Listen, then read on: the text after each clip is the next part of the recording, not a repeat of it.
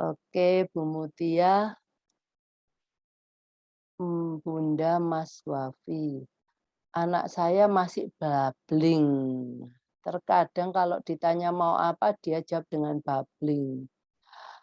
Iya Bu, kalau babbling itu bukan suara bahasa. Jadi Ibu harus, membuat anak itu dari yang saya ngomong a, i, u, e, o, ya lakukan dari awal. Tapi Ibu kalau umpamanya dia gerakannya aja nggak bisa, nah Ibu tahu karena apa gitu loh. Ya karena mungkin dia otot-ototnya itu semua kurang kuat. Harus ada latihan-latihan yang tadi saya katakan itu. Ada latihan untuk oralnya bagaimana. Nah itu dulu baru kita membentuk suara dan kata. Oke untuk Bu Mimi pertemuan kali ini jadi PR lagi untuk saya. Semoga anak saya bisa berhasil karena huruf vokal E masih belum berhasil. Kalau udah mencoba pasti keluar air liur banyak banget. Iya Bu, karena sebenarnya E itu di luar loh Bu. Gitu kan, Ibu tinggal, tekan kiri kanan bibirnya untuk bibirnya itu bisa, memanjang ke samping, E. Kalau memang air liurnya banyak, dia suruh sedot kalau bisa. Jangan jadi disuruh, menyedot air liurnya, supaya nggak keluar ke luar mulut. Oke, dan Ibu memang PR itu kalau saya ngomongnya cuma dalam 2 minggu, saya percaya Ibu melakukan itu mesti lama, Bu. Nggak bisa kalau di tempat saya, Bu, ya, kita seminggu itu 3 kali. Sekali pertemuan itu 2 jam, Bu. Saya nggak mau 1 jam, nggak ada artinya. 2 jam, itu pun paling minim di tempat kita. Nah, jadi kalau itu dengan orang yang skillful. Nah, kalau dengan Ibu, saya ndak yakin Ibu bisa 2 jam. Tapi Ibu bisa mencicilnya sedikit-sedikit, pagi sebentar, siang sebentar, atau malam sebentar, gitu. Tapi totalnya bisa 2 jam, gitu. Jadi Bu Mimi harus dilakukan memang satu-satu, dengan sabar Bu. Karena kalau kita nggak sabar, dia juga bisa kerasa kok, akhirnya dia juga nggak mau, oke? Oke untuk Pradipta, ini anak saya untuk meniup, makan, mengunyah, gosok gigi bisa. Suara dasar huruf-huruf juga sudah banyak yang bisa. Tapi kalau diajari cenderung tidak mau mengikuti. Apa harus ada ini treatment khusus agar anak ini terapi perilaku Bu kalau gitu tuh. Jadi, kenapa kita kalau awal-awal anak masuk ke tempat kita itu mata hati, yang ditreatment dulu itu terapi perilaku. Karena kita nggak akan bisa mengajar dengan berhasil kalau perilakunya itu, eee, nggak bisa kita kontrol. Seperti kalau kita masuk sekolah, ya, kita kan nggak boleh, kita semua harus duduk, nggak ada yang boleh lari-lari. Karena dengan pemikiran apa, kalau anak ini lari-lari, dia tidak akan bisa me melihat, memperhatikan guru di depan. Nah, itu mereka semua semua punya, eee, teori behind the rule gitu ya. Di balik, regulasi-regulasi itu sebenarnya ada, kalau anak bisa duduk, pastinya dia memperhatikannya lebih mudah. Kalau di belakang duduknya masih ndak bisa, konsentrasi, dia akan dipindah di depan. Nah, seperti itu. Jadi itu ada regulasi-regulasi yang di mana membantu anak untuk supaya memperhatikan. Jadi, kalau Ibu tadi yang tanyakan yang bagaimana anak mau mengikuti, itu back to basic, Bu. Berarti ini terapi perilaku. Anak ini kita harus mempunyai anak yang gampang untuk dikondisikan. Gitu ya. Dikondisikan ya memang kita tidak memaksa anak kita terus harus melakukan semuanya tanpa kita kasih apa-apa. Ya mereka mau melakukan asal kita berikan sesuatu yang membuat dia senang. Nah itu kan, menurut saya adalah ilmu semua manusia. Kita bekerja, kita mau bekerja karena kita tahu kita akan dapat bayaran, dapat gaji. Nah, sama aja anak-anak ini, Bu. Jadi kalau bayarannya nggak cukup, nggak cocok, ya dia nggak terlalu senang melakukan. Nah, jadi kita memang, saya pernah, sesi apa ya, kita ngomong mengenai reward. Reward ini sangat penting. Seperti kita kalau ngomong sama kalau kita punya suatu usaha sendiri, ya gaji itu sangat penting. Itu yang menentukan orang itu bisa bertahan lama atau enggak dengan kita. Nah, kalau kita dengan anak kita juga gitu. Nah, kalau yang, utama gaji itu memegang peranan penting, nah maka dari itu reward untuk anak-anak ini, nah kita harus investasi. Karena melalui reward inilah bahwa anak kita mau melakukan apa yang kita maukan mereka lakukan, gitu. Jadi reward itu Bu, nggak usah terlalu mahal-mahal. Biasanya, anak-anak itu pokoknya suka kalau itu hal yang baru. Pokoknya sesuatu yang baru dia suka. Maksudnya gini, kalau mau lihat, oh anak saya itu cenderung suka mainan yang ada suaranya, ada sinarnya. Jadi saya akan nyari benda-benda yang seperti itu, yang ada inputan sensori penglihatan dan auditori. Jadi carilah mainan-mainan yang bisa memberikan inputan seperti itu. Nah, kalau ada anak saya tuh seneng boneka-boneka taktil. Semua yang bisa ditarik-tarik, bisa diremas-remas, ya jadi carilah benda-benda yang seperti itu. Kemanapun kita pergi, carilah boneka-boneka yang bisa jadi, eee, yang jadi apa itu ya, jadi,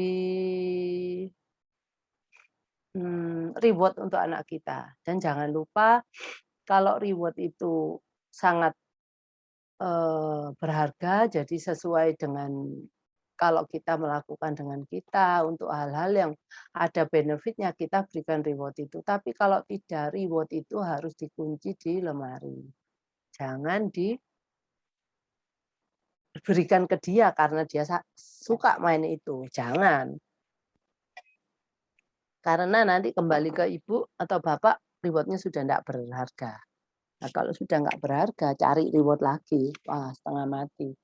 Mending dia pada waktu nggak sama kita, nggak berilah kan reward-reward yang ada di rumah itu. Jadi dia kalau ketemu kita, dia langsung semangat.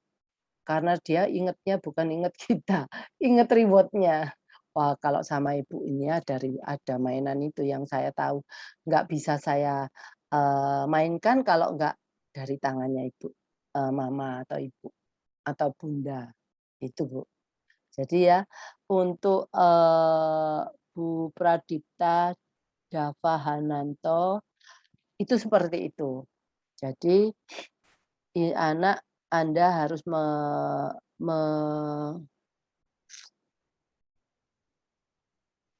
untuk bisa, punya reward yang sangat handal dan jangan sia-siakan reward itu, harus dikunci. Gitu ya, Bu, ya. Bu Mimi, Oktri lagi, Ananda Ahnaf masih tahap belajar huruf vokal. Semoga dengan materi yang Ibu berikan ini bisa menambah semangat kami orang tua untuk kesembuhan anak. Semangat Bu Mimi, jangan pantang mundur. Kalau Ibu nggak semangat terus siapa lagi yang mau semangat? Nah, jadi kita sebagai orang tua yang dititipin anak spesial ini, pasti dikasih Tuhan semangat yang membara. Nah, kalau umpamanya ketemu orang yang membuat kita nggak semangat, jangan deket-deket, itu. Kalau orang itu selalu membuat kita down, jangan. Jangan deket-deket orang seperti itu, karena kita butuh orang yang memberi semangat kita terus. Kalau ngedown-kan kita ya buat apa ya? eee, "Oke Bu Haura, nggak apa-apa, izin live, makasih, terima kasih banyak Mami Fatan, Kendari. Bu, sekali di terapi oralnya pakai sikat karet berapa lama? Dan berapa kali sehari? Terakhir saya pakaikan sikat gigi karet atau sikat gigi biasa, tapi kalau sudah masuk ke dalam mulut langsung digigit dan baru 2 hari sudah sobek atau patah bagian sikat silikonnya.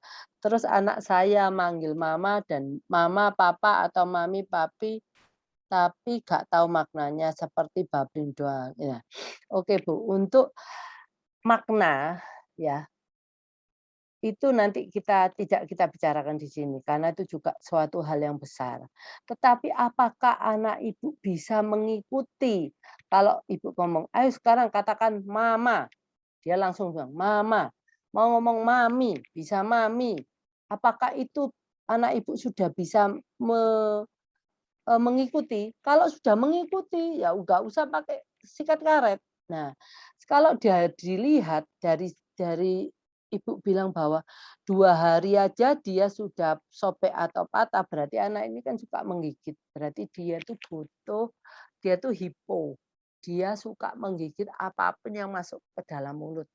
Jadi Ibu, belikan lagi Cuitup yang keras itu untuk gigit-gigitan sendiri. Jadi dia untuk menggigitnya supaya nggak menggigit apa, si tadi itu, sikat gigi karet, jadi Ibu berikan itu, ya. Kalau mau beli Cuitup itu bisa menghubungi saya atau Bu Rizka, nanti Bu Rizka biar ngomong dengan saya. Kalau, nanti saya bantu untuk mendapatkan. Jadi Ibu harus punya Cuitup yang bagian untuk gigit-gigit, terus satunya lagi itu sebenarnya itu untuk menunjukkan gitu, atau membangkitkan, awareness di sekitar mulut itu. Jadi Ibu harus punya satu lagi selain itu. Untuk berapa lama?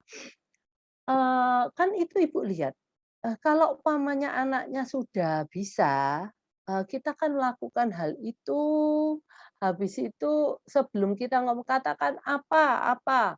Itu kan ada tadi itu ada latihan-latihannya, Bu. Umpamanya kalau A itu bibir yang distimulasi, tapi umpamanya yang berhubungan dengan lidah seperti C itu lidah dan palata, itu yang di stimulasi adalah lidah dan palata, setelah itu katakan C. Nah, kalau umpamanya dia, kita nggak minta ngomong lakukan itu, nggak usah dilakukan, Bu. Nanti maka dari itu sebenarnya sikat gigi karet itu nggak boleh diberikan ke anak, ya, supaya dia nggak jadi, ini ya, habis jadwal duel untuk anak-anak yang hipo. Tapi untuk anak-anak yang hiper sebenarnya nggak apa-apa, tapi dia nggak akan mau, gigit, masukkan sikat gigi karet itu ke mulutnya. Jadi untuk Mami Fatan ya, mau pakai sikat berapa lama adalah sebelum kita meminta anak, menyebutkan itu. Jadi cuman itu memberikan kesadaran, "Eh, bibirmu ini loh bibirmu. Nanti sebentar lagi kamu lakukan sesuatu dengan bibirmu." Gitu, seperti itu.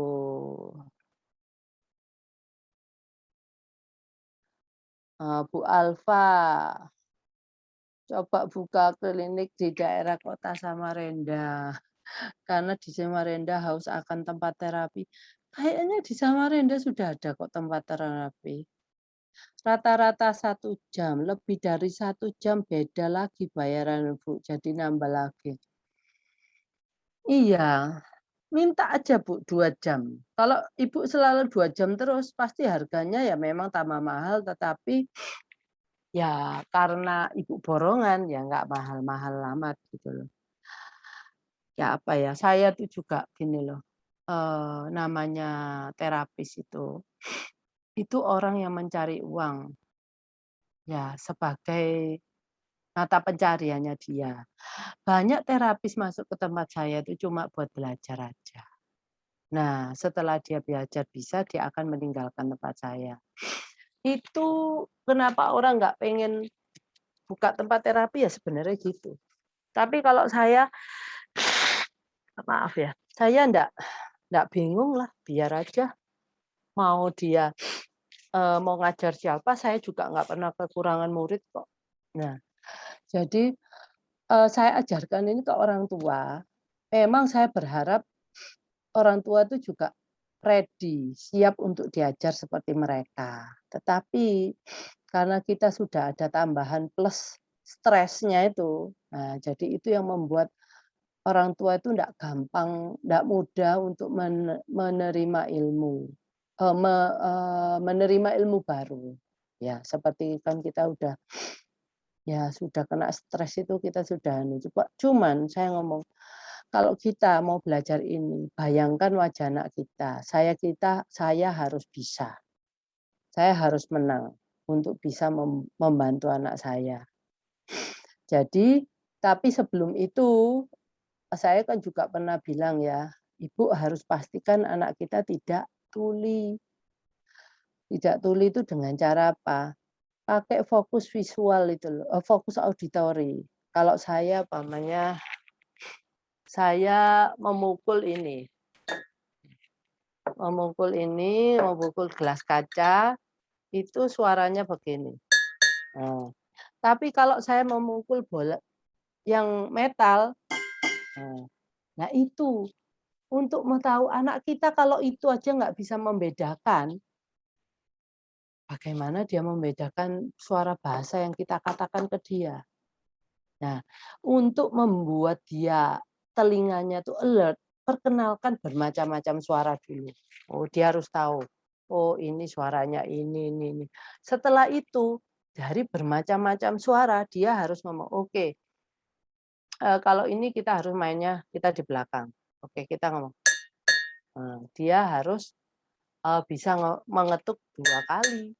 Bukan kita ngomong ngetuk 2 kali, dia ngomong ngetuknya malah itu. Itu juga salah satu ketelitian dia. Berapa kali itu dilakukan. Nah, itu membuat telinganya tuh lebih aware.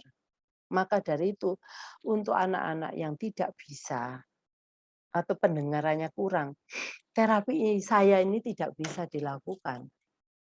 Karena nanti tidak akan bisa berhasil, gitu ya.